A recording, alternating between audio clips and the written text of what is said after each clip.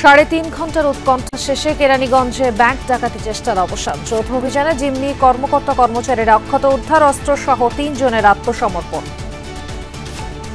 ক্যাশের দিকে চলে যাচ্ছে, তখন আমি ক্যাশের দিকে বাধা দিছি না, বাধা দিলে পারে তখন আমার মাথায় বন্দুক ঠেকাইছে।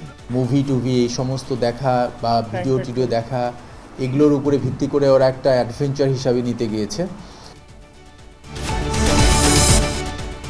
জুলাই আগস্টে শেখ হাসিনার নির্দেশে ইন্টারনেট শাটডাউন, পলকের স্বীকারোক্তি, তদন্ত সংস্থার হাতে হোয়াটসঅ্যাপ কথোপকথন। প্রধানমন্ত্রীর কাছ থেকে নির্দেশনা আসার পরে তথ্য প্রতিমন্ত্রী নির্দেশ দিয়ে একটা হোয়াটসঅ্যাপ গ্রুপ খোলা হয়, সেই গ্রুপে সরাসরি নির্দেশ দেওয়া হয় ইমিডিয়েটলি ইন্টারনেট শাটডাউন করো।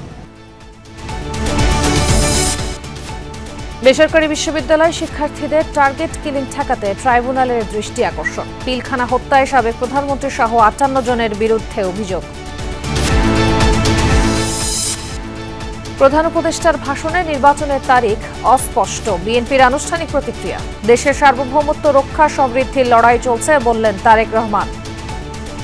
এখন সংগ্রাম দেশের স্বাধীনতা রক্ষার সংগ্রাম, সার্বভৌমত্ব রক্ষার সংগ্রাম, একই সাথে দেশ গড়ার সংগ্রাম শুরু হয়েছে।